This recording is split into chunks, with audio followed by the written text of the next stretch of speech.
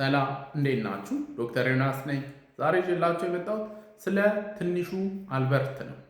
እንግዲህ በጣም ታዋቂ ከሆኑ ፈላዎች መካከል አልበርት የሚጠቀስ ነው። ለምን ታዋቂ እንደሆነ አብራራላችኋለሁ።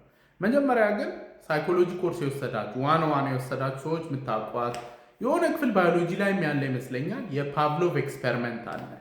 ፓቭሎቭ ክላሲክ ኮንዲሽኒንግ የሚባለውን ነው እንትን ያለው።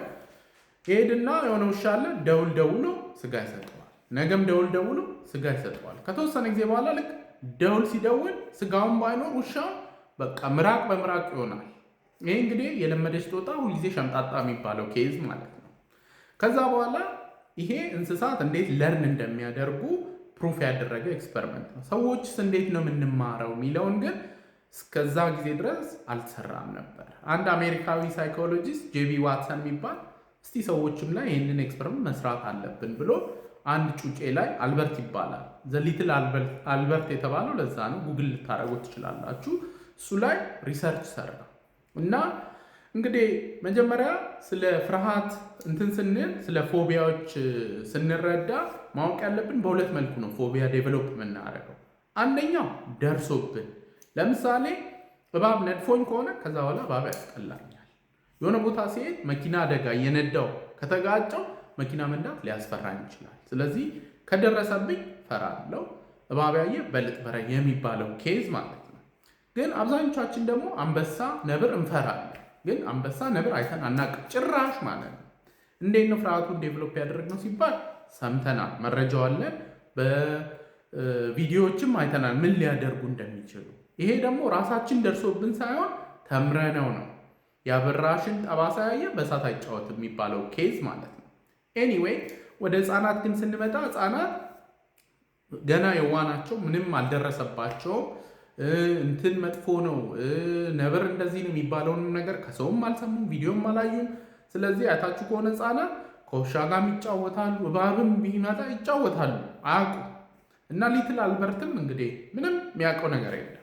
ከዛ ላ ሳይኮሎጂስቱ ጄቢ ዋትሰን አሻንጉሊት ይሰጠዋል። ከአሻንጉሊቱ ጋር ይጫወታል። ከዛ ትንሽ ቆየና ነጭ አይጥ ሰጠው። አሁንም ከአይጧ ጋር እያለ ይጫወታል። ከዛ ትንሽ ቆየና ነጭ የሚያስፈራ ነገር አድርጎ ሊትል አልበርትን ሊያስፈራራው።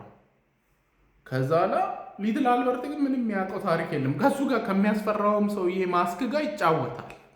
ከዛ ኦኬ አለና እሷን ሪከርድ አድርጎ በቀጣይ ደግሞ ምን አደረገ? ነጭ አሻንጉሊት ሰጠውና ልክ ሊትል አልበርት ከነጩ አሻንጉሊት ጋር ሄዶ ሊጫወት ሲል ድው የሚል የሚያስደነግጥ ድምፅ አሰማ ማለት ነው። ከዛ ላ ፈላው ደንግጦ አሻንጉሊቱን ፈራው።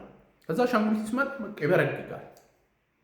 ከዛ ትንሽ ቆየና እንግዲህ ህፃናት ምን ያህል ሳንታ ክሎስን እንደሚወዱ ታውቃላችሁ። እና ሳንታ ክሎስ ሊትል አልበርት ጋር ሲመጣ ያቺ በአሻንጉሊቷ ስለደነገጠ አንዴ ሳንታ ክሎስንም መንካት ፈራ። ኤኒዌይ ይሄ ሪሰርች እንግዲህ አሁን ላይ መለስ ብለን ስናየው ከኢቲክስ አንጻር ሮንግ የሆነ ሪሰርች ነው። ነገር ግን ከለርኒንግ ቲዮሪስ ለሳይኮሎጂ አንደርስታንዲንጋችን የአእምሮ ህክምና ላይ ደግሞ ለተወሰኑ ቴራፒዎች ፋንዳሜንታል የሆነ ሪሰርች ነው ማለት ነው። የአእምሮ ህክምና ላይ እንግዲህ ይሄ በጣም አስፈላጊ ነው። ለምሳሌ ፎቢያስ የሚባሉት ህመሞች ምንም መድኃኒት አያስፈልጋቸውም ኤክሰፕት ሶሻል ፎቢያ፣ ማህበራዊ ፍርሃት ከሆነ ብቻ መድኃኒት ሊሰጠው ይችላል። ሌሎች ፎቢያዎች እንዳለ ህክምናቸው ቢሄቪየራል ነው እና ይሄንን ቲዮሪ ተመስርተን ነው የምንሰጠው ማለት ነው። ኦሲዲ ላይ ኤክስፖዠር ኤንድ ሪስፖንስ ፕሪቬንሽን የሚባል ህክምና አለ። ይሄም ከለርኒንግ ቲዮሪስ ዴቨሎፕ የተደረገ ነው ማለት ነው። ለዛሬ እንግዲህ ይዤላቸው የመጣው ሊትል አልበርት ወይም ደግሞ ትንሹ አልበርት ለሚባለው ታሪክ ነው። ሁልጊዜ እንደምለው ያለ አእምሮ ጤና የለም። ደህና ሁኑ።